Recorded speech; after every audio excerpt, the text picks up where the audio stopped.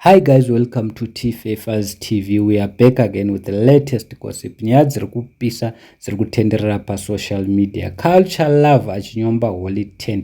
Culture Love this Holy 10 zviri kunzi ari kuresponda to a post that claims that Holy 10 wants to sign Culture Love in place of Michael Mags. Zviri kunzi Culture Love haasi kufara because pane post iri kutenderera pa social media.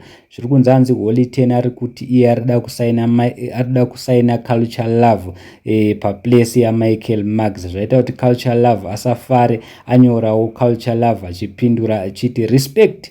Akanyora kuti iye Mr. Holy 10 munodzikisira vamwe, that's bad plus handina kuti ndikuda kusainwa nemi. I have my label 99 Empire. I'm good with what I am.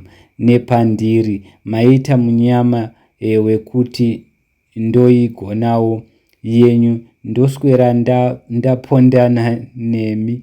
You don't respect others. Kana usingatye wingi D isu hatikutyei nesuwo tatenda. Hanzi kana musingatyi wingi D imimi Holy 10 nesuwo hatimbofi takakurespecta. Ndozviri kutaurwa naCulture Love. Aenderera mberi Culture Love akati you can't be called holy when you are not even holy. Ukutuka wingi D nekudzikisira vamwe ma1 ako, that's not being holy. Asi vamwe vanhu vadedza kuti aiwa Culture Love wakufarisa Holy 10 haisi size yako. Varipo vamwe vanhu vauya vakati aiwa Culture Love ari kutaura chokwadi. Mumwe muna uya akati hoyo mwana andifadza uyu, achireva Culture Love sezvo anga achipindura zvinhu zvazviri kunzi zvataurwa naHoly 10. Mumwe muna uya akati you deserve kupiwa bonde nemafollowers angu echikadzi uri chibaba, vachireva Culture Love. Mumwe munhu akati it's all about respecting your elders. Thank you Culture Love. Vanhu vakawanda vari kumirana Culture Love. Mumwe muna auya akati Culture Love again. Mumwe munhu akati shots fired. Mumwe munhu akati more respect to Gaffa.